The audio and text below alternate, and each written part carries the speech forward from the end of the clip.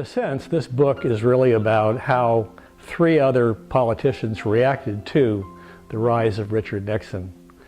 Nixon, in 1946, when this book begins, is the low man on the totem pole. He is really nobody. And the other three politicians, Earl Warren, governor of the state, Goodwin Knight, who became governor later, and Bill Nolan, who was a U.S. senator, they were the powers in California, and Dick Nixon was the newcomer.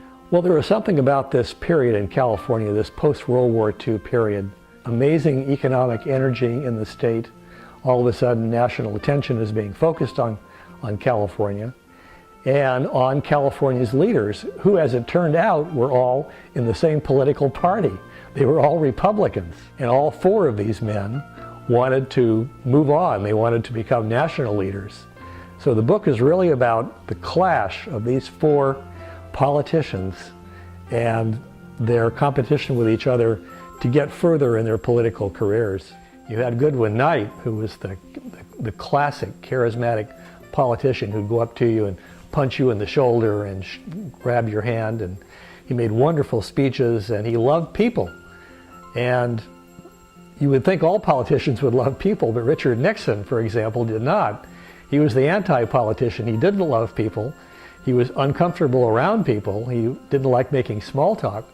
And the same is true of Bill Nolan. You'd think they'd have a lot in common, but they didn't.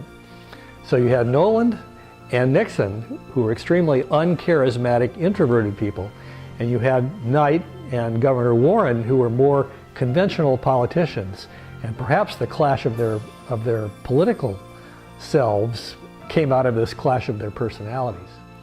I argue in this book that Richard Nixon, early in his career, was not the pathologically neurotic politician that many perceived him later in life. So as this book progresses, it's really showing how the other three reacted to Nixon's rise and to the fact that after only 6 years, Nixon was ahead of them. In fact, he was vice president.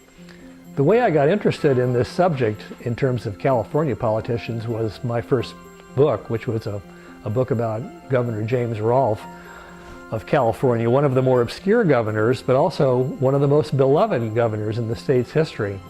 And it's the story of how he, as a 5-term mayor of San Francisco, was elected governor, went to Sacramento, and was unable to employ any of the devices that had made him such a powerful and popular mayor.